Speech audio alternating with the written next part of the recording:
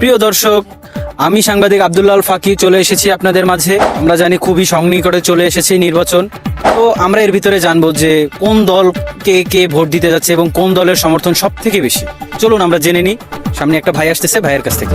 Hello ভাই, আপনার সঙ্গে ভাইয়ের সঙ্গে একটু কথা বলি যে ভাই কোন দলে ভোটটা দিবেন। আচ্ছা ভাই, আপনি কি সাংবাদিক?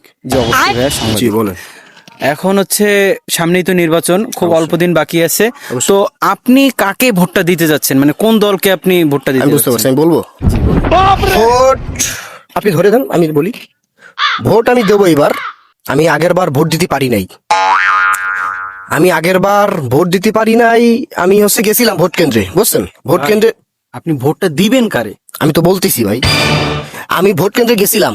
সকালবেলা আমি ভোট কেন্দ্রে যাওয়ার পরে দেখি অনেক লোকজন আমাকে ওইখান থেকে বের করে দিছে, বুঝতে পারছেন? এরপরে যে আমি তো ভোট দেওয়ার উদ্দেশ্যে গেছি, বুঝছেন? ভাই আপনি ভোটটা দিবেন কাকে?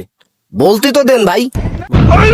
আমি ভোট দিতে গেছি, মনে করেন আমি কেন্দ্রে ঢুকবো, বুঝছেন? তখন আমার বলতে আমার ভোট দেওয়া হয়ে গেছে।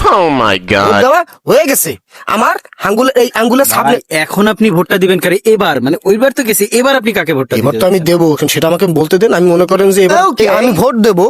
ভোট আমি দেবো, কিন্তু আমি আরে দূর। আরে ভাই আপনি বাদ দেন তো, আপনার বলাই লাগবে না। আপনি জানুন, ওই এক আন্টি আসতেছে, আন্টির কাছ থেকে আসো, আন্টির কাছ থেকে ভোটটা নিন। তো আপনি কাকে দিতে যাচ্ছেন? আমি আমার স্বামীকে দেব। আমি ভোটের কথা বলছি, ওইটার কথা বলি নাই। কি রে ভাই, কোন গ্রামে আসলাম?